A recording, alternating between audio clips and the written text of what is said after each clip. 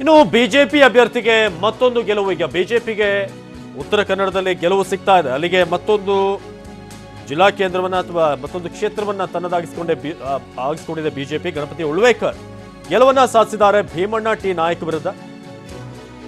BJP ಅಭ್ಯರ್ಥಿ ಗಣಪತಿ ಉಳ್ವೇಕರ್ ಉತ್ತರ ಕನ್ನಡದ ಅಭ್ಯರ್ಥಿ ಗೆಲುವನ್ನ ಸಾಧಿಸಿದ್ದಾರೆ. ಅಲ್ಲಿಗೆ ಬಿಜೆಪಿ ಮತ್ತೊಂದು ಕ್ಷೇತ್ರವನ್ನ ತನ್ನದಾಗಿಸಿಕೊಂಡಿದೆ. ಬೆಳಗ್ಗೆಯಿಂದ ನಿರಂತರವಾಗಿ ಫಲಿತಾಂಶವನ್ನು ನಿಮಗೆ ನೀಡ್ತಾ ಇದ್ದೀವಿ. ಈಗಾಗಲೇ ಕೊಡಗು, ಚಿತ್ರದುರ್ಗ ಎಲ್ಲ ಕಡೆ ಕೂಡ ಬಿಜೆಪಿ ಗೆಲುವನ್ನ ಸಾಧಿಸಿದೆ.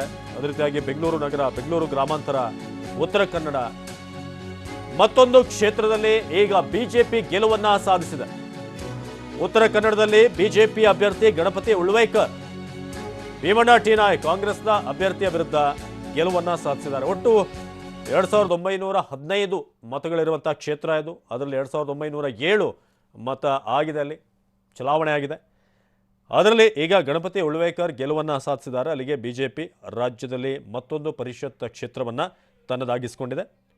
ಉತ್ತರ ಕನ್ನಡ, ಬೆಂಗಳೂರು ನಗರ, ಬೆಂಗಳೂರು ಗ್ರಾಮಾಂತರ, ಅದೇ ರೀತಿಯಾಗಿ ಈಗಾಗಲೇ ಫಲಿತಾಂಶ ಪ್ರಕಟ ಆಗಿರುವಂಥ ಮತ್ತೆರಡು ಕ್ಷೇತ್ರಗಳು